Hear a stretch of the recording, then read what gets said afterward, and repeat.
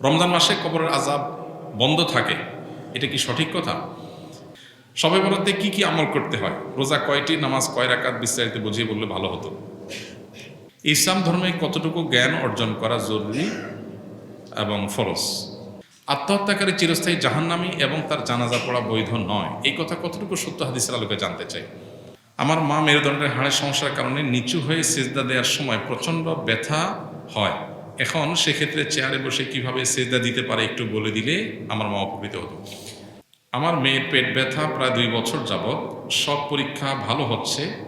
এখন কি হুজুর রুকিয়া করা যাবে কিনা, রুকিয়া করলে কোথায় করাবো? এরপরে প্রশ্ন হলো, সর্বদা শুনেছি যে সালাম দিলে 90 নেকি এবং উত্তর দিলে 10 নেকি, কথাটা সহি কিনা? নির্বাচনী প্রতিশ্রুতির অংশ হিসাবে অনেক প্রার্থীরাই নানা রকম প্রতিশ্রুতি দিয়ে থাকেন। এই সমস্ত প্রতিশ্রুতির বেশিরভাগই পূরণ করা হয় না। অনেক ক্ষেত্রে প্রতিশ্রুতি দেওয়ার সময় নিয়তি থাকে না। এগুলো সম্পর্কে কিছু বলবেন? আমি শরিয়া আইনে বিশ্বাসী, কারণ আমরা দেখেছি এই গণতান্ত্রিক রাষ্ট্র আমাদের ভাই শরীফ ওসমান হাদির বিচার করতে পারে নাই। আজকে শরিয়ার শাসন থাকলে আমরা কেসাসের বাস্তবায়ন দেখতে পেতাম। এখন আমার প্রশ্ন হলো, শরিয়ার শাসন ব্যবস্থা করার জন্য আমাদের বাবা ঢাকা নবাবপুরে বিশিষ্ট ব্যবসায়ী। আমি মাদ্রাসায় পড়তাম। আমার স্মৃতিশক্তি কম থাকায় 2 বছর পরও পরীক্ষা দিতে পারিনি, তাই এখন পড়াশোনা ছেড়ে বাবার ব্যবসায় সহযোগিতা করছি। আমার বাবা দোকানের কর্মচারীদের সাথে ভালো ব্যবহার করেন, কিন্তু আমার সাথে তিনি গালমন্দ করেন। আমাকে ইঙ্গিত করে কষ্ট দিয়ে কথা বলেন, যার ফলে আমার দোকানের কর্মচারীগণ হাসাহাসি করেন। এতে আমি কষ্ট পাই। এক্ষেত্রে আমার বাবার উদ্দেশ্যে কিছু বলুন। আমি মেহেদি হাসান সাকিব। আমি নামাজের মধ্যে যখন রুকুতে যাই বা সিজদা যাই তখন হাত উপরে তুলি, অর্থাৎ রফে দেন করি। কেউ কেউ বলে থাকে এটা করা যাবে না, আবার কেউ বলে এটা করা যাবে, করলে 10 নেকি করে বেশি হবে। এখন আমার প্রশ্ন হলো, এটা করলে গুনাহ হবে কিনা, এ বিষয়ে আপনার মতামত কি? এরপর প্রশ্ন করেছেন, জুমার দিনে অনেক গরম ছিল, দেখলাম মানুষ ইব্রাহিম খলিল রোডে কৌতুক চত্বরের পাশে ব্রিজের নিচেও বিভিন্ন ছায়ায় বাইতুল্লাহর সাথে জামাতে সামিল হচ্ছে। এমনকি ইব্রাহিম খলিল রোডে হোটেলগুলোতে নামাজের জায়গা আছে কিন্তু ইমাম নাই, বাইতুল্লাহর জামাতের সাথে শরিক হচ্ছে। কেরাত তাকবীর সবই ওখান থেকে শোনা যায়। এমত অবস্থায় কি সমস্ত লোকদের নামাজ সই হবে কিনা? এরপরে প্রশ্ন হলো, আমি আগে একটা এনজিওতে চাকরি করতাম যেখানে গ্রামের মানুষদেরকে সুদের মাধ্যমে ঋণ দেওয়া হতো। আমি সেখান থেকে চাকরি ছেড়ে দিই। তারপর এখন আমি গার্মেন্টসের ওয়্যার হাউসে চাকরি করি। এখন আলহামদুলিল্লাহ আগের চেয়ে ভালো আছে, কিন্তু আমার ফ্যামিলির লোকজন, আমার প্রতিবেশীরা আমাকে আমার আগের চাকরি নিয়ে কথা শোনায় যে সেখানে আমার স্যালারি ভালো ছিল, আমি কেন সেই চাকরি ছেড়ে দিয়েছি। তাদেরকে আমি বুঝিয়ে বললাম যে আল্লাহ সুদকে হারাম করেছে, কিন্তু তারা এটা মানতে চায় না। আপনার কাছে অনুরোধ রইল, আমার হয়ে আপনি যদি কিছু বলে দিতেন। অনেকগুলো প্রশ্ন। আমির মুআবিয়াহ সম্পর্কে মতামত, ভালো নাকি খারাপ? হাজ্জাজ বিন ইউসুফ সম্পর্কে মন্তব্য, মিলাদ ক্যাম্প সম্পর্কে মতামত, কেমন টুপি পরা সুন্নাত, রসুল কেমন টুপি পড়তেন? অনেকগুলো প্রশ্ন। গোপ স্পর্শ করা, পানি পান করা কি হারাম, কথাটা সত্য কিনা? পানি পান করার সময় যদি মোচে লেগে যায় বা গোপে লেগে যায়, সেটা পান করা হারাম বা মাকরুহ, এরকম কথা আমাদের সমাজে প্রচলিত আছে। মূলত এরকম কোনো কথা কোরআন বা হাদিস দ্বারা সাব্যস্ত নয়। পানি পান করার সময় বা কিছু খাওয়ার সময় যদি গোপে লেগে যায়, এর কারণে কোনো গুনাহ হবে না, হারাম হবে না, মাকরুহ হবে না। তবে এমনিতেই গোপ ছোট করা, এটা নবী করিম সাল্লাল্লাহু আলাইহি সাল্লামের সুন্নাহ, এবং এটা হলো মিন সুনানিল ফিতরাহ। প্রকৃতিগত যে সমস্ত সুন্নাহগুলো আছে, কমন সুন্নাহ আছে, বিভিন্ন নবী রাসূলদের সুন্নাহ প্রচলিত আছে, সেই সুন্নাহগুলোর মধ্যে থেকে একটা হলো গোপ ছোট করা। অনেকে গোপ খুব বড় বড় রাখেন, এটা সুন্নাহর পরিপন্থী কাজ। গোপ ছোট রাখা এবং দাড়িকে লম্বা করা, এটা নবী সাল্লাল্লাহু আলাইহি সাল্লামের পরিষ্কার নির্দেশনা আছে, সেটি ভিন্ন কথা। কিন্তু যদি কেউ পানি পান করা বা কিছু খাওয়ার সময় গোপে লেগে যায়, তাহলে সেক্ষেত্রে সে খাওয়া হারামও হবে না এবং এটার কারণে কোনো মাকরুহ হয় না। তবে হ্যাঁ, এটা ঠিক যে আমাদের স্বাস্থ্যগত কারণে আমরা খাওয়া পান করার সময় গোপ ইত্যাদি যেহেতু সবসময় পরিষ্কার থাকে না, এগুলোর ভেজা খাবার পানীয় আমাদের পেটে গেলে আমাদের অসুস্থতার কারণ হতে পারে, সেটা ভিন্ন বিষয়। কিন্তু শরিয়া দৃষ্টিকোণ থেকে গোপ যদি স্পর্শ করে যায়, সামান্য একটু গোপ তো স্পর্শ করতেই পারে। বিশেষ করে গোপ যদি একেবারে ছোটও থাকে, আর কেউ যদি পানি খেতে চায়, কোনো কিছু পান করতে চায়, তো একদম গোপে লাগবেই না। গ্যারান্টি দিয়ে পান করতে হলে তো হা করে পান করতে হবে, তাহলে তো ঠোঁট স্পর্শ করে পান করাটাই রিস্কি হয়ে যাবে। তাহলে তো খাবে না নাটক করবে, জটিল একটা অবস্থা হবে। তো ইসলাম এত কঠিন বিষয় আমাদের জন্য আরোপ করে নাই। এরপরের প্রশ্ন হলো, আমাদের বাবা ঢাকা নবাবপুরে বিশিষ্ট ব্যবসায়ী, আমি মাদ্রাসায় পড়তাম। আমার স্মৃতিশক্তি কম থাকায় 2 বছর পরও পরীক্ষা দিতে পারিনি, তাই এখন পড়াশোনা ছেড়ে বাবার ব্যবসায় সহযোগিতা করছি। আমার বাবা দোকানের কর্মচারীদের সাথে ভালো ব্যবহার করেন, কিন্তু আমার সাথে তিনি গালমন্দ করেন, আমাকে ইঙ্গিত করে কষ্ট দিয়ে কথা বলেন, যার ফলে আমার দোকানের কর্মচারীগণ হাসাহাসি করেন, এতে আমি কষ্ট পাই। এক্ষেত্রে আমার বাবার উদ্দেশ্যে কিছু বলুন। প্রথম কথা হলো যে বাবা যদি কর্মচারীদেরকে কিছু না বলে সন্তানকে কিছু বলে, তাহলে ধরে নিতে হবে যে সন্তান আপন হওয়ার কারণে তার সংশোধনের জন্য নিজস্ব লোক হিসাবে বলে। আরেকজনের সন্তানকে, আরেকজনের বা ভাইকে, ব্রাদারকে, অন্য ঘরের মানুষকে শাসন করতে ইতস্তত বোধ করেন, কিন্তু নিজের সন্তানকে শাসন করেন। যে অনেক সময় দেখা যায় যে নিজের সন্তানকে বেশি শাসন করা হয়, এটা স্বাভাবিক। যিনি প্রশ্ন করেছেন তাকে বলতে চাই, আপনার বাবা আপনাকে একটু বেশি শাসন করেন, দোকানের অন্য কর্মচারীদেরকে শাসন করেন না, এটা আপনি ঘরের লোক হওয়ার কারণে। কারোর ছেলে বিড়ি খায়, কেউ তাকায়ও না, নিজের ছেলেটা বিড়ি খাইছে দেখলে শাসন করে, এটাই তো স্বাভাবিক। বড় তবে আপনি যেটা বলেছেন গালমন্দ করার কথা, সেটা যদি সত্যি আপনার বাবা করেন সেটা অন্যায়। অনেক বাবা আছেন যারা সন্তানদেরকে শাসনের নামে গালমন্দ করেন, মুখ খারাপ করেন, রূঢ় আচরণ করেন, এবং তারা মনে করেন তারা বাবা, তারা মা, তারা যা খুশি তা করবেন। জি না, এত সহজ না। আল্লাহ সুবহানাহু ওয়া তাআলার কাছে আমরা সবাই মুকাল্লাফ, আল্লাহর কাছে আমরা সবাই বান্দা, গোলাম।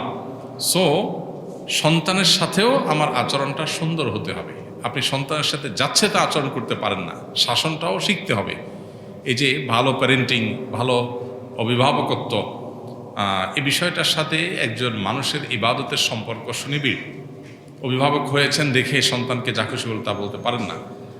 পাশাপাশি বাবাদের, মায়েদের এটাও খেয়াল করা দরকার যে নিজের সন্তানকে শাসন বেশি করবেন সেটা যেমন সত্য, আপনার আচরণ, ভালো আচরণ পাওয়ার হকদার অন্য লোকের চাইতে আপনার পরিবারের লোক আরও বেশি, সেটাও সত্য। অতএব এখানে ব্যালেন্স করার একটা ব্যাপার আছে, যেটা সন্তান হিসাবে বাবার এটাকে পজিটিভলি নেওয়া যতক্ষণ পর্যন্ত শরীরে ভায়োলেশন না হয়। আবার বাবা হিসাবে শাসন করার পাশাপাশি সোহাগ, স্নেহ অন্য যে কারোর চাইতে আপনার সন্তানকে আপনার বেশি করতে হবে, কারণ সবচাইতে কাছের রক্তের সম্পর্কে আত্মীয় সে। এই জন্য বাবাদেরও সেটা খেয়াল করতে হবে, যেটা অনেক সময় আমরা করি না। উভয়কে আল্লাহকে ভয় করে চলতে হবে।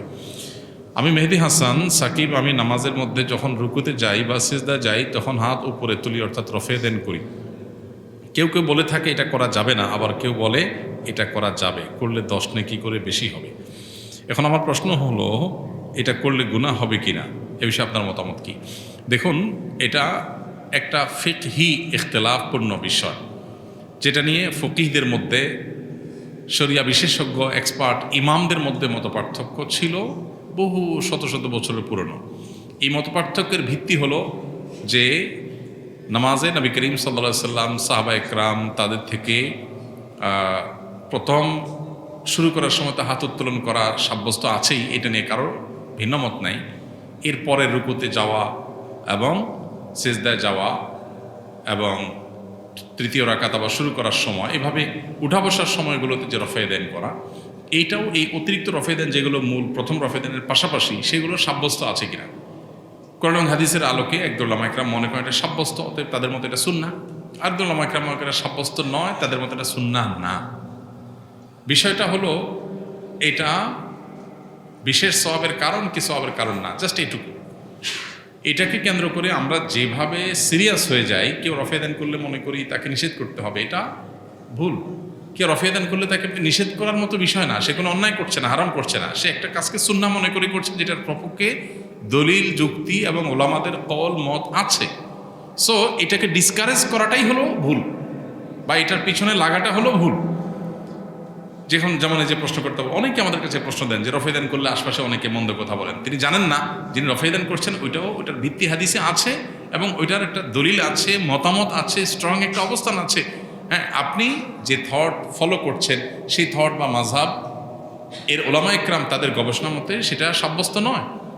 এই বিষয়গুলো আসলে একেবারে একটাকে হলফ করে চূড়ান্ত সত্য, আরেকটাকে হলফ করে চূড়ান্ত ভুল, এটা বলে দেওয়ার মতো বিষয় না। আমার দৃষ্টিকোণ থেকে এটা সঠিক, ওনার দৃষ্টিকোণ থেকে ওইটা সঠিক, জাস্ট এরকম একটা বিষয়। এই ধরনের বিষয়গুলোতে, ইজতিহাদি মতপার্থক্যপূর্ণ বিষয়গুলোতে উদারতার সাথে দেখার কথা সারা বিশ্বের সব উলামা ইকরাম বলেন। দুর্ভাগ্যজনক বাস্তবতা, আমরা সাধারণ মানুষের সময় গোলায় ফেলি এই জিনিসগুলোকে। তবে এখানে যে 10 নেকির কথা বলেছেন, এটা কোন হাদিস দ্বারা সাব্যস্ত নয় যে রফায়দান করলে অতিরিক্ত 10 নেকি পাওয়া যাবে, এমন কথা নাই। তবে সুন্নাহ দ্বারা সাব্যস্ত একটা সুন্নাহ পালন করার সব তো আপনি পাবেন, আপনি সুন্নাহ মনে করে সুন্নাহ দ্বারা সাব্যস্ত হিসেবে করার কারণে, সেটা ভিন্ন বিষয়।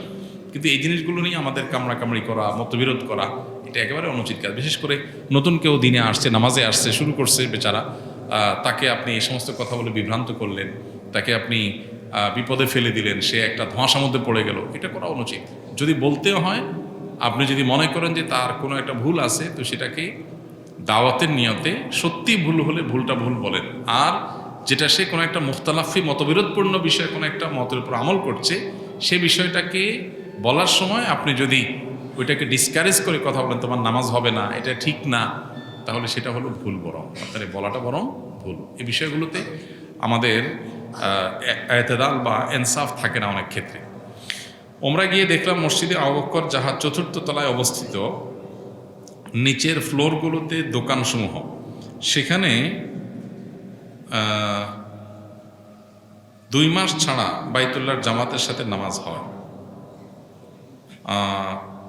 অথচ মূল হারামের কাতারের চত্বর থেকেও উহা দূরে। মাঝখানে রাস্তাঘাট আছে যাহা ফাঁকা থাকে, পুলিশ ওখানে নামাজে দাঁড়াতে দেয় না। এমত অবস্থায় মসজিদে আবু বকরের জামাত বিনা ইমামে সহি হবে কিনা। এরপর প্রশ্ন করেছেন, জুমার দিনে অনেক গরম ছিল, দেখলাম মানুষ ইব্রাহিম খলিল রোডে কৌতর চত্বরের পাশে ব্রিজের নিচেও বিভিন্ন ছায়ায় বাইতুল্লাহর সাথে জামাতে সামিল হচ্ছে। এমনকি ইব্রাহিম খলিল রোডে হোটেলগুলোতে নামাজের জায়গা আছে কিন্তু ইমাম নাই, বাইতুল্লাহর জামাতের সাথে শরিক হচ্ছে, কেরাত তাকবীর সবই ওখান থেকে শোনা যায়। এমত অবস্থায় কি সমস্ত লোকদের নামাজ সহি হবে কিনা। এক্ষেত্রে সৌদি আরবের উলামা ইকরাম বা হাম্বলি মাযহাবের উলামা ইকরামের মত হলো, ইমামের সাথে মুক্তাদির যদি 2, 4, 10, 20 কাতার গ্যাপও হয়, আর যদি তারা ইমামের রুকু, সেজদা, তাকবীর সব কিছু শুনতে পায়, অর্থাৎ ইমামকে ফলো করতে যদি অসুবিধা না হয়, তাহলে এরকম গ্যাপ নিয়েও নামাজ পড়লে নামাজ হয়ে যাবে, এটা তাদের মত। তবে বাংলাদেশি বিষয়ক মানুষ যে থট, হানাফি থট ফলো করে থাকেন, এই হানাফি থট বা হানাফি মাযহাবের উলামা ইকরামের মত হলো যে না, কয়েকটা কাতারের গ্যাপ যদি হয়ে যায়, তাহলে এই গ্যাপের কারণে জামাতে ইক্তেদা সহি হবে না, অর্থাৎ পরে এই জামাত অনুসরণ করলে নামাজ হবে না। তো এই জন্য যারা হজ করতে যান, যদি রাস্তায় যে জামাতগুলো হয়, বিশেষ করে হজে ওমরাতে দেখা যায় অনেক দূর পর্যন্ত 2-3 কিলোমিটার পর্যন্ত মানুষ চলে গেছে, যদি মনে হয় যে হ্যাঁ পুরো জায়গাতেই কানেকশন আছে, অল্প হোক বেশ হোক আছে, তাহলে তো ঠিক আছে, নামাজ হয়ে যাবে, কোনো অসুবিধা নেই। আর যদি মনে হয় যে না বিশাল বড় গ্যাপ আছে, যে এখানে কেউ দাঁড়ায়নি, তাহলে নামাজ হবে না, হানাফি মাযহাব অনুযায়ী নামাজ হবে না। তো এক্ষেত্রে আপনি সতর্কতামূলক মতের উপর আমল করবেন। বেশিরভাগ মানুষ যারা রাস্তা দাঁড়ায়, বেশিরভাগ মানুষ, মোস্ট অফ দ্য কেস অলস, সবাইকে আমি বলতেছি না, বেশিরভাগ মানুষের কথা বলতেছি, অলস, যে হোটেল থেকে দেরিতে বাইর হবে, ততক্ষণে হাউসফুল, হারাম ক্লোজ হয়ে গেছে, ওদিকে আর জায়গা নাই, পুলিশ যেতে দিচ্ছে না, এবার রাস্তা দাঁড়ান। তো আপনি আগে ভাগে যান, ওখানে ওয়াশরুম আছে, অজুখানা আছে, আগে চলে যান, তাহলে তো সমস্যাগুলো হয় না। এই জন্য সমস্যাগুলোতে ইখতিলাফের ঊর্ধ্বে ওঠা দরকার। আর বাকি মসজিদের পাশে যদি কোনো ভবন, কোনো বাড়ি যদি এরকম হয় যে মসজিদের মূল জামাত আর ওই বাড়ির মাঝখানে আর কোনো অন্য কিছু নাই, যেমন একটা রাস্তা আছে, এই মসজিদের পাশে একটা রাস্তা আছে, পাশে একটা বিল্ডিং আছে, ওখানে দাঁড়াইলে জামাতে নামাজ হবে না, কারণ মাঝখানে একটা রাস্তা আছে। যদি রাস্তা না থাকতো এবং ক্লোজ থাকতো, তাহলে এই কাতারটা চলে গেছে, তারপরে ওয়ালের পরে ওখান থেকে আরেকটা কাতার হতো, এটা কি হতো, জায়েজ হতো। তো এই মাসআলাটা সব ক্ষেত্রে পালনযোগ্য এবং সব ক্ষেত্রে আমল করার মতো। মসজিদে আবু বকরের ব্যাপার যেটা, মসজিদে আবু বকর যেই পজিশনে আছে মক্কা টাওয়ারের উপরে, সেই পজিশনে আপনার বরাবর নিচে নামাজের জায়গা, অর্থাৎ হারামের নামাজের জায়গা যতদূর আসছে, ওই জায়গা থেকে নিয়ে মসজিদে আবু বকরের যে সাথে যে আপনার এটার যে বরাবর জায়গা, মাঝখানে আর কোনো অন্য কিছু নাই, মার্কেট হলো নিচে, বাট ওই জায়গা বরাবর নিচে আসলে হারামের নামাজের জায়গায় পড়বে, মাঝখানে থার্ড কিছু নাই যেটা দিয়ে গ্যাপ তৈরি হয়েছে। কথা বুঝতে পারছি? অতএব যদি এমন হয় যে এখানে কিছু মানুষ দাঁড়াইছে আর সামনে অনেক কাতার ফাঁকা, কোনো সময় হজের পরে বা বিশেষ সময়গুলোতে দেখা যায় চত্বরেও মানুষ থাকে না, তখন যদি আপনি দাঁড়ান, এতগুলো কাতার ফাঁকা আর এখানে দাঁড়ান, তাহলে হানাফি অনুযায়ী নামাজ হবে না, যদিও হাম্বলি অনুযায়ী নামাজ হয়ে যাবে। আর যদি নর্মাল সময় হয়, বিশেষ করে হজে, রমজানে, তাহলে তো কাতার একেবারে নিচ পর্যন্ত হয়, তাহলে মসজিদে আবু বকর থেকে নামাজ নির্দ্বিধায় হয়ে যাবে মূল জামাতের সাথে ইনশাআল্লাহ। কথা কি বুঝতে পারছি? কারণ মসজিদে আবু বকর 3 তলা 4 তলা হলেও ওটা বরাবর নিচ থেকে নিয়ে একেবারে পুরো জায়গাটাই কানেক্টেড, কোনো জায়গায় কোনো কি নাই, গ্যাপ নাই। এ সমস্ত ক্ষেত্রে সবচেয়ে ভালো হলো মসজিদে আবু বকরে কেন পড়তে হবে? আপনি হারামে চলে যান, আপনি 4 তলা থেকে নিচে নেমে হারামে চলে যান, একটু আগে যান। এগুলো অ্যাক্সিডেন্টালি কখনো হয়ে যায়, তখন একটা ভিন্ন বিষয়, তখন এই মাসআলার আপনি মুখোমুখি হলেন, আপনি চেষ্টা করলেন জানার। কিন্তু অনেকে আছেন যে সিস্টেমে বানায় নেন যে এখানেই পড়বো সবসময়, একটু কষ্ট করে নামবেন, একটু আগে যাবেন, একটু হারামে যাবেন, সেই চেষ্টাটা করেন না, যেটা খুবই দুর্ভাগ্যজনক। ইসলাম ধর্মে কতটুকু জ্ঞান অর্জন করা জরুরি এবং ফরজ, একজন মুসলমানের জন্য কতটুকু জ্ঞান অর্জন করা ফরজ। আমাদের একটা বই অনেক আগে থেকে আমরা ঘোষণা দিয়েছি, লেখার কাজ চলতেছে, গত কয়েক মাস যাবত রাত দিন এটার কাজ করতেছি আলহামদুলিল্লাহ। ইসলামের অপরিহার্য জ্ঞান, অথবা এতটুকু জানতেই হবে। ইনশাল্লাহ বইয়ের প্রথম পার্ট ঈমান অধ্যায়টা ইনশাল্লাহ আমরা হয়তো রমজানে মানুষের হাতে পৌঁছাতে পারবো। সেখানে আমরা এই সম্পর্কে বিস্তারিত লিখছি, আমি শুধু সামারি বলছি। ঈমানের একেবারে মৌলিক বিষয়গুলো এবং সেই সাথে যে বিষয়গুলো পালন করা ফরজ সেগুলোর ইলম অর্জন করা ফরজ, যেগুলো পালন করা ওয়াজিব সেগুলোর ইলম অর্জন করা ওয়াজিব, যেগুলো সুন্নাহ সেগুলো ইলম অর্জন করা সুন্নাহ। সুন্নতের ইলম অর্জন করা ফরজ না, আবার ফরজের ইলম অর্জন করা সুন্নত।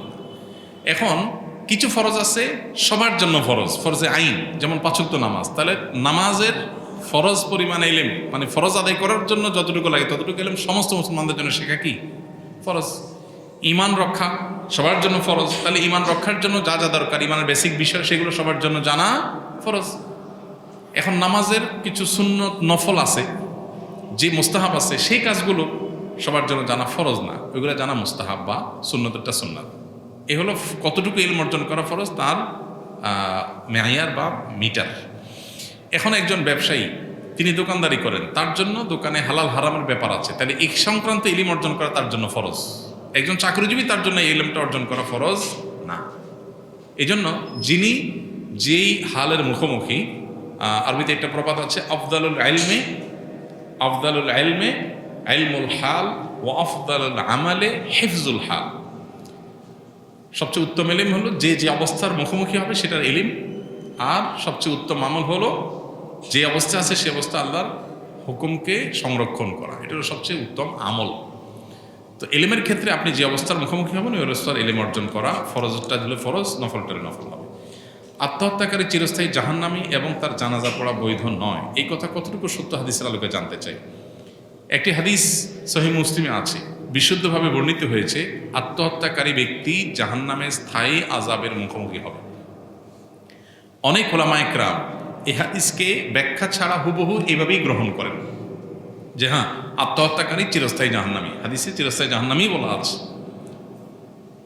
আবার অনেক উলামায়ে কেরাম ব্যাখ্যা করেন যে এখানে যদি কেউ আত্মহত্যাকে বৈধ মনে করে, তাহলে সে একটা হারাম কাজকে হালাল মনে করলো, যে কারণে সে কাফের হয়ে গেল এবং সে কারণে সে চিরস্থায়ী জাহান্নামী হবে।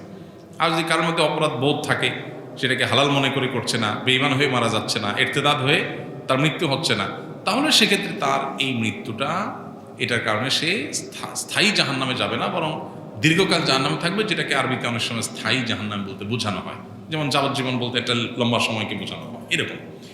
কিন্তু এইটার উপরে কোনো সন্দেহ নাই যে আত্মহত্যাকারী করা জঘন্য অপরাধগুলোর একটা স্থায়ী জাহান্নামের মুখোমুখি হওয়ার পথ সুগম হতে পারে, আল্লাহ না করুক, নানা কারণে। এজন্য কোনো অবস্থাতেই কারোর আত্মহত্যার কথা মাথায়ও আনা জায়েজ নয়, বা এটাকে নিয়ে পজিটিভ চিন্তা করার কোনো সুযোগ ইসলামের দৃষ্টিকোণ থেকে নাই। এটা জঘন্য অপরাধ, এবং এত বড় অপরাধ যে একজন মানুষ খারাপ কাজে লিপ্ত হয়েছে, হারাম কাজ করেছে, চুরি করেছে, তার জানাজা পড়েন নবী সাল্লাল্লাহু আলাইহি ওয়াসাল্লাম, এমন হয় নাই। কিন্তু কেউ আত্মহত্যা করেছে, নবীজি জানাজা পড়েন নাই। তবে সে ইসলাম থেকে খারিজ যেহেতু হয়ে যায় না টোটালি, যদি সেই মান নিয়ে তার মৃত্যু হয়ে থাকে, তাহলে সে অন্য লোকের জানাজা, অন্য লোকরা তার জানাজা পড়বে, কিন্তু নবীজি পড়বেন না, পড়েন নাই। এবং এই মাসআলার উপরে ভিত্তি করে ওলামায়ে কেরাম ইজতিহাদ করেছেন যে সমাজের গণ্যমান্য যারা আছেন, ইমাম সাহেবরা পড়াবেন না, মুয়াজ্জিন সাহেবরা পড়াবেন, গণ্যমান্যরা পড়বে না, অন্যরা পড়বে, যাতে করে আত্মহত্যা এটা যে জঘন্য অপরাধ সেটা সে বুঝতে পারে। আত্মহত্যা করা মানে আল্লাহর পরে নিরাশ হয়ে যাওয়া, যেটা কুফরি। এই জন্য কোনো মানুষ সেটা করতে পারেন না। মানুষ আত্মহত্যা কখন করে? যখন আশা ছেড়ে দেয়, ইমানদার আশা ছাড়তে পারে না। ইমানদার বিশ্বাস করবে নিঃশ্বাস ছাড়ার আগ মুহূর্ত পর্যন্ত আল্লাহ আমাকে সকল বিপদ থেকে ব্যাক করাতে পারেন, সেই শক্তি আল্লাহ আছে। এই বিশ্বাস থাকলে সে আত্মহত্যা করতে পারে না। এখন পশ্চিমা সভ্যতা, কালচার, সংস্কৃতি আমাদেরকে শিখিয়েছে আমার শরীর, আমার দেহ, আমার মন, আমি যা খুশি করবো। না, ইসলাম আমাকে শিখিয়েছে আমি আল্লাহর গোলাম, আমি যা খুশি তা করতে পারি না। এটা হলো পার্থক্যের জায়গা। এই জন্য ওরা আত্মহত্যা করে ঘরে ঘরে, মুসলমান করতে পারে না। মুসলমান আল্লাহর কাছে নিজেকে সঁপে দেয়। যে আত্মহত্যা করে সে মনে করে দুনিয়ার ভেজালতেই বেঁচে গেছি, দুনিয়ার ভেজাল থেকে বেঁচে তো জাহান্নামে ঢুকলো, আরো বড়টাতে বিপদটাতে গেল। আর যে সবর করে, আল্লাহ তাআলা সবরের বিনিময়ে তার ভুল ত্রুটি মাফ করবেন ইনশাআল্লাহ। রমজান মাসে কবরের আযাব বন্ধ থাকে, এটা কি সঠিক কথা? এটা বহুল প্রচলিত একটি ভুল কথা। আমাদের সমাজে ব্যাপকভাবে প্রচলিত আছে, রমজান মাসে কেউ যদি মারা যায় তাহলে তার আর কবরের আযাব হয় না। আল্লাহ তাআলা আমাদের সবাইকে কবরের আযাব থেকে হেফাজতে রাখুন। কবরের আযাব থেকে বাঁচার জন্য হাদিস সম্মত কিছু আমল আছে। যেমন সূরা মুলক রাতে তেলাওয়াত করলে কবরের ফিতনা থেকে আল্লাহ তাআলা রক্ষা করেন। পুরো রাতের ভিতরে কেউ সূরা মুলক পড়ে, নিয়মিত অভ্যাস আছে, মাঝে মধ্যে ছুটতেই পারে। এই আমলটা যদি কেউ করে নিয়মিত, ইনশাআল্লাহ আল্লাহ তাআলা তাকে কবরের ফিতনা থেকে রক্ষা করবেন, হাদিসে সাব্যস্ত আছে।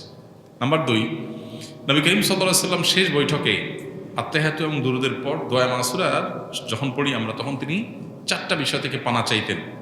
এটা দোয়া মাসুরার জায়গাতে আল্লাহুম্মা ইন্নী যালামতু নাফসি পড়েন, পাশাপাশি এটা অথবা কখনো এটার বদলে এটা আপনি পড়তে পারেন। দোয়াটা হলো আল্লাহুম্মা ইন্নী আউযু বিকা মিন আযাবি জাহান্নাম ওয়া মিন আযাবিল কবর ওয়া আউযু বিকা মিন ফিতনাতিল মাহইয়া ওয়াল মামাত ওয়া আউযু বিকা মিন শাররি ফিতনাতিল মাসিহিদ দাজ্জাল। এই যে এখানে জাহান্নাম থেকে এবং কবরের আযাব থেকে পানা চাওয়া হয়েছে। অতএব শেষ বৈঠকে আল্লাহর কাছে দোয়া করেন। আর বিশেষ করে কবরের আযাব যেসব বিষয়ে হয়, যেমন চগলখুরি করে বেড়ানো, পেশাব থেকে ভালো করে পবিত্র না হওয়া, এগুলো কবরের আযাবের সুনির্দিষ্ট কারণ হাদিসে এগুলোকে চিহ্নিত করা হয়েছে। অতএব এগুলোর ব্যাপারে সতর্ক থাকা, এগুলো থেকে বেঁচে থাকার চেষ্টা করা। ইনশাআল্লাহ এই প্রক্রিয়ার মধ্য দিয়ে আমরা কবরের আযাব থেকে আল্লাহর কাছে পানা চাইতে পারি। বাকি রমজান মাসে মারা গেলেই কবরের আযাব অটোমেটিক বন্ধ এমন না। কেউ যদি খারাপ মানুষ, ফাসিক মানুষ, ওই অবস্থায় তার মৃত্যু হয় রমজানে, তাহলে তার আযাব হতে পারে। কেউ যদি নেককার হয়ে অন্য কোনো মাসেও মারা যায়, তবে কবরের আযাব নাও হতে পারে। কবরের আযাব হওয়া না হওয়ার সাথে রমজানের সম্পর্ক নেই। সম্পর্ক হলো কিসের? আমলের। কবরের আযাব না হওয়ার বন্দোবস্ত দুনিয়া থেকে আপনি করে গেলেন কিনা, এটার সাথে সম্পর্ক। এরপরে প্রশ্ন হলো, সর্বদা শুনেছি যে সালাম দিলে 90 নেকি এবং উত্তর দিলে 10 নেকি, কথাটা সহি কিনা? এটাও বহুল প্রচলিত একটি গায়রে সহি কথা। সালাম দিলে 90 নেকি আর সালামের উত্তর দিলে 10 নেকি, এরকম এইভাবে কোনো হাদিসে বিশুদ্ধভাবে সাব্যস্ত হয়নি। যেটা আছে সেটা হলো, কেউ যদি আসসালামু আলাইকুম বলে তাহলে সে 10 নেকি পাবে। ওয়া রাহমাতুল্লাহ যদি বলে আরও 10 নেকি যোগ হবে। ওয়া বারাকাতুহু বললে আরও 10 নেকি যোগ হবে। তাহলে মোট কত হলো? 30। এটা হাদিস দ্বারা সাব্যস্ত। দিলে 90 আর নিলে 10, এটা কোনো বিশুদ্ধ হাদিস দ্বারা সাব্যস্ত না। তবে হ্যাঁ, এটা ঠিক যে সালাম নেওয়ার চাইতে সালাম যিনি দিচ্ছেন তার সওয়াব বেশি হবে, কারণ তিনি ভালো কাজের সূচনা করেছেন। আবার আরেকটা ইম্পর্টেন্ট কথা হলো, সালাম দেওয়াটা সুন্নত, নেওয়াটা ওয়াজিব। দেওয়াটা সুন্নত, নেওয়াটা ওয়াজিব। এখানে ইসলামের একটা সামাজিক সৌন্দর্য দারুণভাবে ফুটে ওঠে। সেটা কি? একজন মানুষ আপনাকে সালাম দিয়েছেন, এখন আপনি যদি জবাব না দেন, তার মানে আপনি লোকটাকে ইগনোর করলেন, অপমান করলেন, তার সালামটাকে আপনি ডিনাই করলেন, তাহলে আপনি একটা লোকের কষ্টের কারণ হলেন। এটা আপনি করতে পারেন না। ইসলাম আপনাকে সামাজিক হতে বলেছে। তিনি যদি আসসালামু আলাইকুম বলেন, আপনি সৌজন্যতার খাতিরে ওয়ালাইকুম আসসালাম বলতেই হবে। হ্যাঁ, আপনি কাউকে সালাম দেন নাই, আপনি গুনাহগার না। কেউ দিয়েছে, আপনার এখন সৌজন্যতা রক্ষা করতে হবে। কেউ হাঁচি দেওয়ার পর আলহামদুলিল্লাহ বলেছে, আপনি শুনেছেন, তাহলে আপনার উপর ওয়াজিব ইয়ারহামুকাল্লাহ আপনাকে বলতে হবে। এটা মিন হাক্কিল মুসলিম এবং ইমানের 77 শাখার একটা, যে হাসি দিয়েছে, আলহামদুলিল্লাহ বলেছে, আপনি শুনেছেন, তাহলে জবাব দিবেন। কেন? কারণ লোকটা হাসি দিয়ে যখন আলহামদুলিল্লাহ বলল এবং আপনি শুনতে পেয়েছেন, তাহলে সেক্ষেত্রে আপনি রিপ্লাই করার অপশন যেহেতু আছে, রিপ্লাই যদি না করেন, ব্যাপারটা হলো আপনি অসৌজন্যতামূলক আচরণ করলেন, তাকে আপনি ইগনোর করলেন, অপমানিত করলেন। এটা করতে পারেন না। এই জন্য কারোর সাথে দেখা হলে হাসি মুখে কথা বলতে বলা হয়েছে। হাসি মুখে কথা না বলে মানে আপনি তার দ্বারা বিরক্ত হতে পারেন। হাসি মুখে কথা বললে পজিটিভ অ্যাপ্রোচে কথা বললেন। ইসলামের যে সামাজিক সৌন্দর্য আছে, এখনকার পৃথিবীর মানুষ ভদ্র হয়েছে কয়দিন আগে, কয় বছর আগে। ইসলাম 1450 বছর আগে এগুলো শিখেছে আমাদেরকে। এখন বলে মে আই কামিং স্যার, আমি আসতে পারি? আল্লাহ কোরআনে 1400-1500 বছর আগে শিখেছেন এই জিনিসটা। যে তোমরা কারোর বাসায় কারোর কক্ষে প্রবেশ করার আগে অনুমতি নাও, অনুমতি দিলে ঢুকো, আর না হলে ফেরত যাও। ইসলামের চাইতে আধুনিক ইসলামের চাইতে বেশি সৌজন্যতা বোধ আর কোথাও কোনো সমাজে কোনো কিছুতেই নাই। অতএব যে ইসলাম পালন করবে তার ভিতরে তার সবে আছে, আর যার ইসলাম নাই তার হয়তো কিছু থাকতে পারে, আরেকটা নেই, তার দুনিয়া আছে আখিরাত নেই। আর আমরা তো আল্লাহর কাছে দোয়া করব, রব্বানা আতিনা ফিদ দুনিয়া হাসানা ওয়া ফিল আখিরাতি হাসানা। সবে বরাতে কি কি আমল করতে হয়, রোজা কয়টি, নামাজ কয় রাকাত, বিস্তারিত বুঝিয়ে বললে ভালো হতো। এটা এখনো পর্যন্ত এই মাসালা জানে না এমন মানুষ আছে কিনা দেশে খুব বেশি আমার জানা নাই। দীর্ঘদিন থেকে ওলামা ইকরাম অ্যাওয়ারনেস করছেন, সতর্ক করছেন। দেখুন, লাইলাতুন নিসফে মিন শাবান, মধ্য শাবানের রাত, এর ফজিলত সাব্যস্ত আছে। আল্লাহ তাআলা এ রাতে মুশরিক হিংসুক ছাড়া বাকি মানুষদেরকে মাফ করে দেন। এবং এ রাতের ফজিলত সংশ্লিষ্ট আরো অনেকগুলো হাদিস আছে যেগুলো জয়ীফ সূত্রে বর্ণিত, কিন্তু এই একটা হাদিস গ্রহণযোগ্য সূত্রে বর্ণিত হওয়ার কারণে অন্য যেগুলো আছে সবগুলোর একসাথ করলে মোটা দাগে লাইলাতুন নিসফে মিন শাবান বা মধ্য শাবানের রাত, এটার নাম আমরা সবে বরাত দেই। আসল নামটা, হাদিস দেওয়ার নাম কোনটা? লাইলাতুন নিসফে মিন শাবান, মধ্য শাবানের রাত। সবে বরাত এটা আসল নাম না। যাই হোক, তো এই মধ্য শাবানের রাতের ফজিলত সাব্যস্ত হয়, কিন্তু এইটাকে আমরা যেইভাবে যারা পালন করি তারা যেভাবে ঘটা করে করি, যেমন সারা রাত জেগে ইবাদত করা আল্লাহর ক্ষমা লাভের জন্য বা মাগফিরাত লাভের জন্য, যাতে মাগফিরাত হয়, গুনাহে ক্ষমা হয়, সেটা আপনি চেষ্টা করছেন। এটা আপনার ব্যক্তিগত অ্যাপ্রোচ থেকে আপনি করলেন। এই রাতের রোজা, এই দিনের রোজা আপনি আইয়াম বীজের রোজার অংশ হিসেবে রাখলেন, শাবান মাসে বিশেষ রোজা রাখতেন রাসূলুল্লাহ সাল্লাল্লাহু আলাইহি ওয়াসাল্লাম, সেই হিসেবে রাখলেন, খুবই প্রশংসনীয়। কিন্তু আলাদা করে শবে বরাতকে কেন্দ্র করে এই দিনের রোজা রাখা বিশেষ কোনো নির্দেশনা বিশুদ্ধ হাদিস দ্বারা সাব্যস্ত নয়।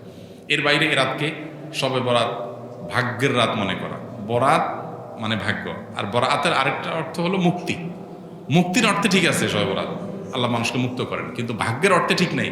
সূরা দুখানের শুরুতে আল্লাহ বলেছেন, ফিহা ইউফরাকু কুল্লু আমরিন হাকিম ইন্না আনজালনাহু ফি লাইলাতিন মুবারাকাহ ইন্না কুন্না মুনজিরিন। আল্লাহ বলেছেন, কোরআন আমি একটি বরকতময় রাতে নাজিল করেছি। কোন রাত সেটা?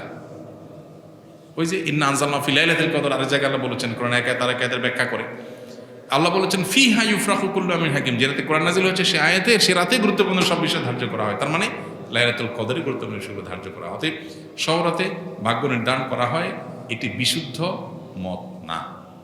তবে এ রাতের বিশেষ কোন নামাজ, বিশেষ নামাজের সংখ্যা, বিশেষ সূরা, এরকম কোনো কিছু সাব্যস্ত না। এরকম কিছু সাব্যস্ত আছে মনে করলে বরং বিদআত হবে, যে এত রাকাত পড়তে হবে, এই সূরা দিয়ে পড়তে হবে। আল্লাহর মাগফিরাত লাভের জন্য আপনি যদি চেষ্টা করেন সেটা প্রশংসনীয়, সেটা ভিন্ন বিষয়। প্রত্যেক রাতেই তো আপনি আল্লাহর মাগফিরাতের জন্য চেষ্টা করা কর্তব্য বা করা উচিত। আল্লাহ তাআলা প্রতি রাতেই ভোর রাতে মানুষকে ডেকে ডেকে ক্ষমা আহ্বান করেন। এই জন্য শবে বরাতকে ঘিরে রাতের বিশেষ নামাজ, বিশেষ পদ্ধতির নামাজ নাই। তবে এ রাতে ক্ষমার বিষয়টা সুসাব্যস্ত, ক্ষমা লাভের চেষ্টা করা এটা গ্রহণযোগ্য। শবে বরাতের জন্য নারীদের স্পেশাল আমল কি? নারীদের স্পেশাল আমল তো হালুয়া বানানো। স্পেশাল আমল মানে স্পেশাল কাজ, কারণ শবে বরাতকে কেন্দ্র করে হালুয়া টালুয়া বানানো হতো, হালুয়া রুটি, গোশত রুটি এগুলো বিতরণ করা হতো। এগুলো এখন যদিও উঠে গেছে, কালচারাল বিষয়, এগুলো উঠে যাওয়াতে যে নারীরা সব নেকামল শুরু করে দিয়েছে তাও হয় নাই, সেটা যেমন বাস্তবতা। আবার ঠিক একইভাবে কোরআন সুন্নাহ বলেনি এমন কিছু কোরআন সুন্নাহর আমল মনে করে এস্টাবলিশড করা, বেদাতকে জিয়ে রাখা, এর ভিতরেও ইমানদারের কল্যাণ নেই, সেটা আমাদেরকে মাথায় রাখতে হবে। তো শবে বরাতকে কেন্দ্র করে নারীদের জন্য স্পেশাল কোনো আমল নেই। এগুলো ইউটিউবারদের বিভিন্ন আইটেম। প্রশ্ন ইউটিউবাররাই ধরাইছে কিনা কি জানে, যে থাম্বনেল দিবে শবে বরাত মা বোনরা এই আমল ছাড়বেন না, হ্যাঁ, এরকম একটা ডাহা মিথ্যা কথা লিখে থাম্বনেল দিয়ে দিবেন, মহিলারা সব ক্লিক করবে, হিট হবে, মানুষ বেশি দেখবে, আপনি প্রশ্ন ধরাই দিলেন। তো এর মাধ্যমে আপনি একটা ভুল ধারণাকে সমাজে, সবাই তার ক্লিক করবে না, অনেকে মনে করবে আচ্ছা তাহলে স্পেশাল আমল মনে হয় আছে। আবার অনেকে বলবে যে না, এই মৌলবী এটা ভুল কথা বলে গেছে, স্পেশাল আমল তো নাই, সে তো ভিতরে দেখবে না কি আছে। তো এই জন্য ইউটিউবার ভাইরা আল্লাহকে ভয় করা উচিত।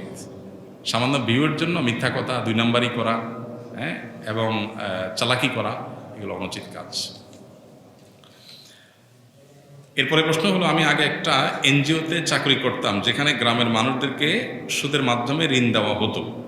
আমি সেখান থেকে চাকরি ছেড়ে দিই, তারপরে এখন আমি গার্মেন্টসের ওয়্যার হাউসে চাকরি করি। এখন আলহামদুলিল্লাহ আগের চেয়ে ভালো আছে, কিন্তু আমার ফ্যামিলির লোকজন, আমার প্রতিবেশীরা আমাকে আমার আগের চাকরি নিয়ে কথা শোনায় যে সেখানে আমার স্যালারি ভালো ছিল, আমি কেন সেই চাকরি ছেড়ে দিয়েছি, তাদেরকে আমি অনেক বুঝিয়ে বললাম যে আল্লাহ সুদকে হারাম করেছে, কিন্তু তারা এটা মানতে চায় না। আপনার কাছে অনুরোধ রইল আমার হয়ে আপনি যদি কিছু বলে দিতেন। প্রথম কথা হলো, যিনি প্রশ্ন লিখেছেন তার প্রতি বিনীত আবেদন হলো, আপনি একটা হারাম ছেড়ে হালালে আসছেন, তাতে স্যালারি একটু কমে গেছে, এটা কারণে কিছু নিন্দামন্দ মানুষ করছে, এইটুকু সহ্য না করলে জান্নাত কিসে বিনিময় পাবেন? আপনি একটা ভালো কাজ করার কারণে কিছু মন্দ কথা শুনতে হচ্ছে, এইটুকু তো আপনি সহ্য করবেন। যারা মন্দ বলছে আমি তাদের পক্ষ অবলম্বন করছি না, তাদের বিরুদ্ধে 100 বার বলবো। তবে আগে আপনাকে বলছি যে আমরা যারা আল্লাহর পথে ফিরে আসব, আমাদের অনেক বাধা আসবে। ইমাম ইবনে তাইমিয়া রাহমাতুল্লাহ আলাইহি বলেছেন, যখন কেউ আল্লাহর দিকে আসেন, খুব সিরিয়াসলি যখন আল্লাহর রহমতের দিকে আগান, তখন দেখবেন বাধা আসা শুরু হয়। অনেক লোক দেখবেন বলে, হুজুর আগে বেলায়নে চলছি, কোনো অসুবিধা ছিল না তেমন, যখনই নামাজ কালাম ধরছি, হারাম ছেড়ে দিছি, এখন দেখি একটা পর একটা বিপদ আসতেছে, ব্যবসা বাণিজ্য সব ধস নামতেছে। এটা কেন হয়? ইবনে তাইমিয়া রাহমাতুল্লাহ আলাইহি বলেন, এটা আল্লাহর পক্ষ থেকে পরীক্ষা।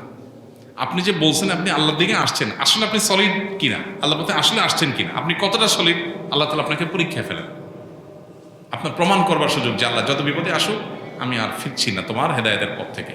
এই চেষ্টা আপনাকে করতে হবে। সেই সাথে এটা বলা দরকার, সুদ সম্পর্কে অনেক মানুষ জানেন না আমাদের সমাজে। আল্লাহ তাআলার কাছে সুদের মতো ভয়াবহ হারাম আরেকটা কাজ নেই। আমাদের সমাজে কেউ যদি 2 কেজি শুকরের গোশত কিনে খায় বাজার থেকে, সেটাকে মানুষ যত খারাপ মনে করে, আরেকজন সুদি কারবার করে বাজার থেকে হালাল গরুর গোশত কিনে খাইছে, তাকে মানুষ এত খারাপ মনে করে না। এটা ধারণাগত ত্রুটি। একজন মানুষ 2 কেজি শুকরের গোশত খেয়েছে, সে হারাম খেয়েছে। আরেকজন মানুষ সুদের টাকা দিয়ে 2 কেজি হালাল ভাবে জবাই করা গরুর গোশত কিনে খেয়েছে, সে হারাম খেয়েছে। এই হারামটা ওইটার চেয়ে জঘন্য। কেন জঘন্য? আল্লাহ তাআলা সুদ এমন হারাম যে সম্পর্কে আল্লাহ বলেছেন, আল্লাহ এবং তার রাসূলের বিরুদ্ধে যুদ্ধের অনুমতি যেন সে নেয়, যুদ্ধের ঘোষণা তার জন্য।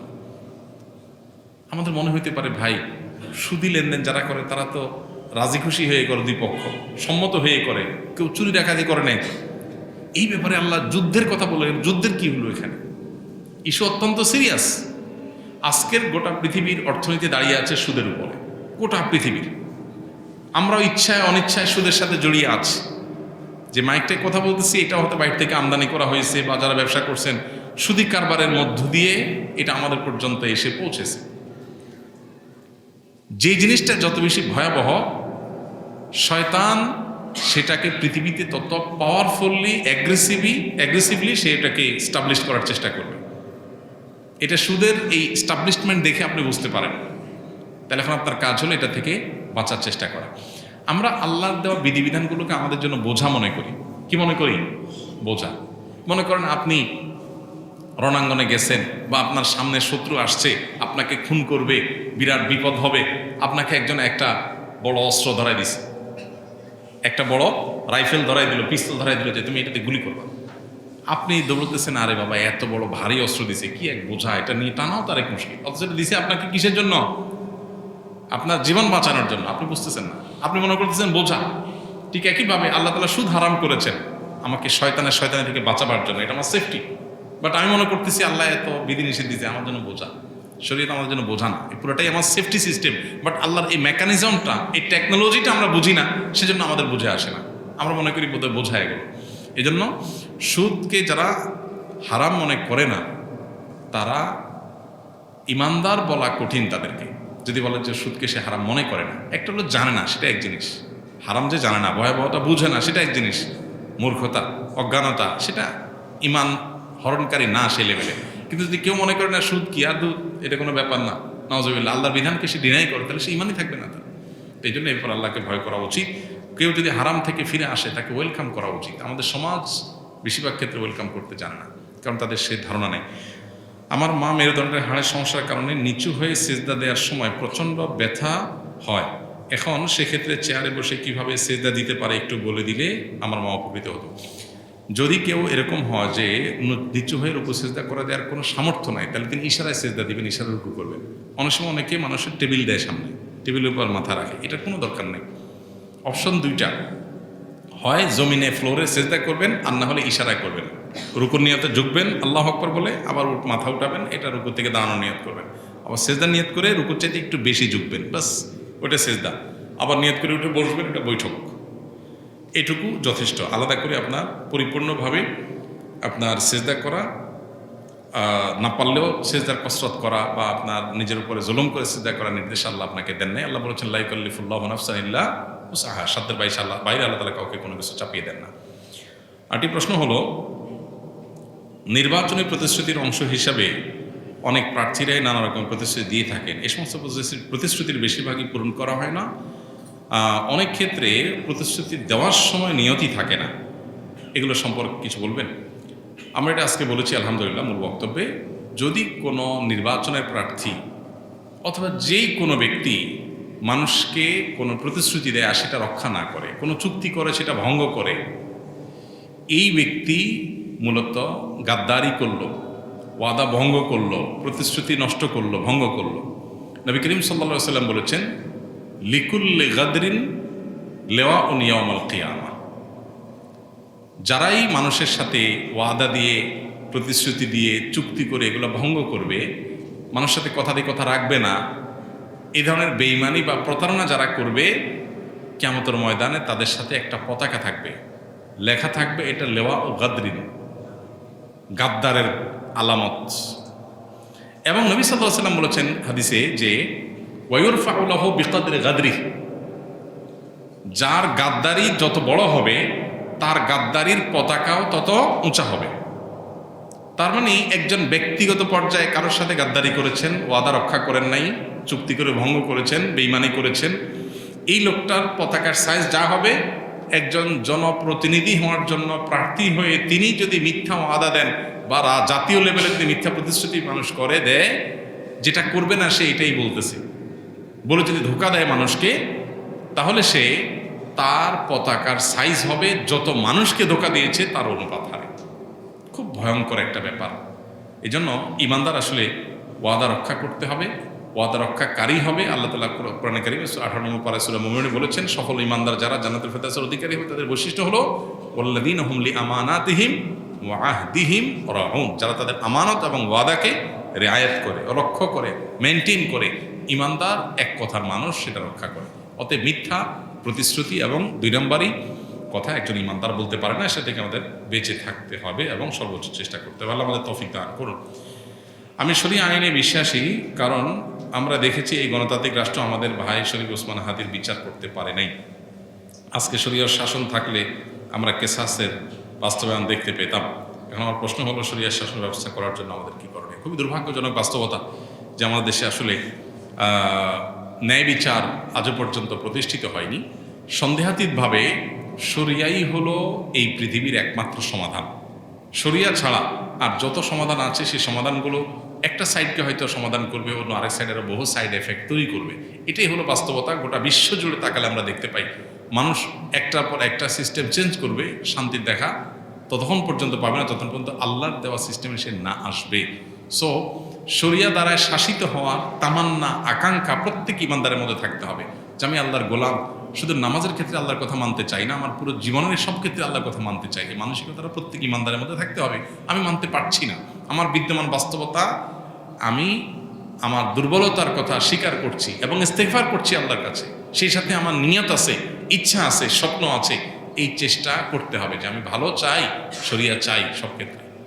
এই চাওয়াটুকু অন্তত ইমানদারের মধ্যে থাকা উচিত। কিন্তু আমাদের এই গণতান্ত্রিক এই বন্দোবস্ত এবং এই সমাজ বিদ্যমান বাস্তবতা, এটা আমাদের উপরে এমনভাবে ঝেঁকে বসেছে যে আমরা এই চ্যাপ্টারটাই ভুলে গেছি যে এখানে আল্লাহর বিধিবিধান মানার ইস্যু আছে। আমরা অনেকে মনে করি এই যুগে বোধহয় অচল। এটা একটা বড় পরীক্ষা আমাদের জন্য, অ্যাসিড টেস্ট। এই আমলে নামাজ পড়া, রোজা রাখা যত সহজ, এই জিনিসটা এত সহজ না। এই ইমানটাকে খুব ভালো করে আমাদের মধ্যে এস্টাবলিশ করতে হবে। সেই সাথে মানুষকে সচেতন করা প্রত্যেকটা জায়গাতেই। আল্লাহর দিনই যে আমাদের জন্য কমপ্লিট কোড অফ লাইফ, এর বাইরে আর কিছু যে সমাধান হতে পারে না, এটাই যে চূড়ান্ত সমাধানের পথ, সেটা মানুষকে যেমন বোঝানো দরকার, সেই বিউটি সৌন্দর্যগুলো মানুষের মধ্যে এস্টাবলিশ করা দরকার, নিজের মধ্যে এস্টাবলিশ করা দরকার। আমরা অনেকে নিজে শরীয়ত চাই কিন্তু নিজের মধ্যে শরীয়ত নাই, বা আমি শরীয়তের চর্চা নিজে ঠিক মতো করি না। এই জায়গাগুলোকে আমাদের রিকভার করা দরকার। আল্লাহ তাআলা আমাদেরকে আমাদের সে কাঙ্ক্ষিত স্বপ্নে আল্লাহর শরিয়াদারের শাসন হওয়ার তৌফিক আল্লাহ তাআলা, শাসিত হওয়ার তৌফিক আল্লাহ তাআলা আমাদেরকে দান করুন। ইনসাফ দ্বারা আল্লাহ তাআলা পুরো দুনিয়াকে পরিপূর্ণ করে দিন। অনেকগুলো প্রশ্ন। আমির মুআবিয়া রাদিয়াল্লাহু তাআলা সম্পর্কে মতামত, ভালো নাকি খারাপ? হাজ্জাজ বিন ইউসুফ সম্পর্কে মন্তব্য, মিলাদ কিয়াম সম্পর্কে মতামত, কেমন টুপি পরা সুন্নাত রসুল কেমন টুপি পরতেন? অনেকগুলো প্রশ্ন, এক একটা 1 ঘন্টার লেকচার। সংক্ষেপে এতটুকু বলি, মুআবিয়া রাদিয়াল্লাহু তাআলা আনহু নবী করিম সাল্লাল্লাহু আলাইহি সাল্লামের খুব নিকট আত্মীয় ছিলেন, ঘরের মানুষ ছিলেন। কাতেবে ওয়াহি, নবী সাল্লাল্লাহু আলাইহি সাল্লামের প্রতি যখন ওহী আসতো তিনি ওহী লিখতেন। নবী সাল্লাল্লাহু আলাইহি ওয়াসাল্লাম তাকে এতটা বিশ্বাস করতেন যে জিবরিলের বলা ওহী তাকে দিয়ে লেখাতেন, যে কয়দিনকে লেখাতেন তার মধ্যে একজন তিনি ছিলেন। বিশ্বস্ত কোন লেভেলের ছিলেন। এবং রাসূল আকরাম সাল্লাল্লাহু আলাইহি সাল্লামের অত্যন্ত সুনামধন্য সাহাবীদের একজন ছিলেন। মুআবিয়া রাদিয়াল্লাহু তাআলা আনহু যদি কোনো ভুল হয়ে থাকে, ইস্তিহাদগত বুঝের কোনো ভুল থেকে থাকে, তো সেটার সমালোচনা করার কোনো অধিকার পৃথিবীর কোনো মুসলমানকে দেওয়া হয়নি। নবী সাল্লাল্লাহু আলাইহি ওয়াসাল্লামের কোনো সাহাবীর সমালোচনা, গালমন্দ করা, নিন্দমন্দ করার অধিকার কারণ নেই। হাদিসে পরিষ্কারভাবে নিষেধ করেছেন নবী সাল্লাল্লাহু আলাইহি ওয়াসাল্লাম, লা তাসুব্বু আসহাবি, আমার সাহাবীদের গালমন্দ বা সমালোচনা তোমরা করো না। ওনার ছেলে ইয়াজিদের যদি কোনো ভুল হয়ে থাকে, তো ছেলের ভুলের কারণে বাপ আল্লাহর কাছে দায়ী হয় না। কোরআনে আল্লাহ তাআলা বহু জায়গায় একই কথা বলেছেন, ও আল্লাহ তাযিরু ওয়াজিরাতুন উযরা উখরা, কারণ পাপের বোঝা অন্য কেউ বহন করে না, যার যার পাপ তাকেই পাবে। অর্থাৎ ইয়াজিদ যদি কোনো পাপ করে, ইয়াজিদের জুলুম, ইয়াজিদের পাপ, ইয়াজিদের খুন, এগুলোর জন্য দায়ী ইয়াজিদ হবে। মুআবিয়া রাদিয়াল্লাহু তাআলা করে সেটা চাপানোটা হলো জুলুম। হ্যাঁ, আপনি বলতে পারেন তাহলে মুআবিয়া রাদিয়াল্লাহু তাআলা আনহু তাকে কেন স্থান দিয়েছে? এই সেই ওনার বুঝের ভুল ছিল, উনি বুঝে উঠতে পারেন নাই। উনি মানুষ ছিলেন দিন শেষে। আমরা সাহাবীদেরকে সমালোচনা নাজায়েজ মনে করি আলোচনা জামাতের লোকজন, কিন্তু তাই বলে সাহাবীদেরা মানে মাসুম না, তাদের বুঝের ভুল হতে পারে। আল্লাহ যদি কারোর ব্যাপারে বলে আল্লাহ মাফ করে দিয়েছেন, রাদিয়াল্লাহু আনহুম ওয়া রাদু আনহু, তো আপনি কে সমালোচনা করার? আল্লাহ যদি সাহাবীদেরকে বলে থাকেন যে তোমাদের পরে তারা আল্লাহর পরে সন্তুষ্ট, আল্লাহ তাদের পরে সন্তুষ্ট, তো আপনি কে সমালোচনা করেন? সাহাবীদের পরে সমালোচনার রাস্তা আমাদের ওপেন করা উচিত না। তবে হ্যাঁ, তারা সবাই নিষ্পাপ ছিলেন না, মানুষ হিসেবে তাদের ভুল ত্রুটি হয়েছে। সাহাবীদের মধ্যে কেউ জিনা করেছেন, আল্লাহ শাস্তি দিয়েছেন বা দণ্ড বাস্তবায়ন হয়েছে, কিন্তু এমন তওবা কবুল হয়েছে যে পুরো মদিনাবাসীর তওবা দিলেও, তার তওবা সকার অপরাধ দিলেও তার ওই তওবাতে রিকভার হয়ে যেত। এই সার্টিফিকেটও তো পাইছে। তাহলে সেজন্য তাদের সমালোচনা করার আগে 20 বার ভাবতে হবে, 10 বার ভাবতে হবে। ইমানদার কখনো সাহাবীদের সমালোচনা করতে পারে না। বিশেষ করে এই জাতীয় ইস্যুগুলোতে আমরা অনেক ক্ষেত্রে পা পিছতে চাই। হাজ্জাজ বিন ইউসুফ একজন জালিম অত্যাচারী শাসক ছিল, বহু সাহাবীর খুনি, বহু সাহাবীকে হত্যা করেছে, বহু তাবিকে হত্যা করেছে, বহু নেককার মানুষকে হত্যা করেছে। খুন খারাপি করা তার নেশা ছিল এবং তার অন্য যত গুণ আছে, তার বেশ কিছু অবদান আছে, বেশ কিছু ভালো কাজ আছে, কিন্তু সে অ্যাজ এ শাসক একজন অত্যাচারী জালিম শাসক ছিল।